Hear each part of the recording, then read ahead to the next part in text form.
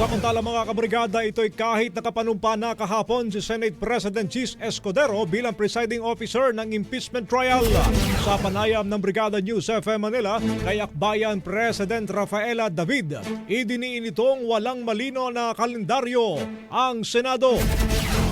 So again, mahalaga na maglabas yung impeachment court ng maayos na kalendaryo which allows for a fair trial na makita ng taong bayan ano talaga yung ginawa ng Vice President doon sa mga bawat articles na yon, klaro kung ano yung ebidensya at para mas makita rin ng mamamayan ano ba talaga yung katotohanan. Samantala, pinangangambahan din nila na baka maging dismissal in disguise ang mangyari sakaling lumampas ito at hindi maumpisahan agad.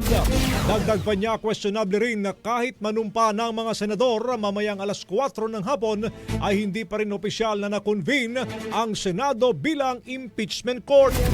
Halimbawa, mamaya mag-o-oath daw ng 4 p.m. yung lahat ng senators natin. May kulatulya na kapag nag-oath sila, hindi automatic na convened na yung impeachment court. So medyo mini-mental gymnastics po tayo at nag-hair splitting sila at medyo misleading po yun. Ang tinig ni Akbayan President Rafaela David. Ang bahaging ito ay hatid sa atin ng Yummyvit ES2 Oral Drops. Simulang tuparin ang pangarap ng iyong anak. And stunting now!